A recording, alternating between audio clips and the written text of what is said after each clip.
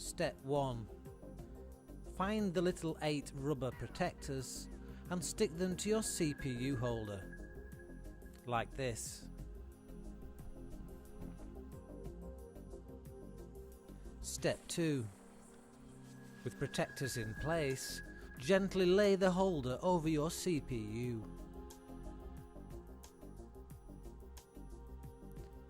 Fasten the straps and pull tight until the holder is firmly attached.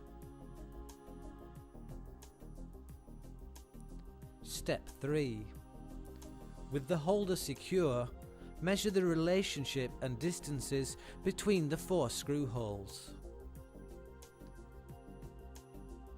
Transfer the measurements to the underside of your work desk.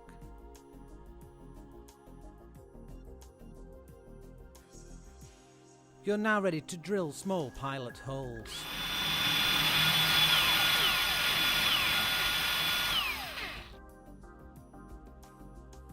Step 4. Take your screws and fasten them in position.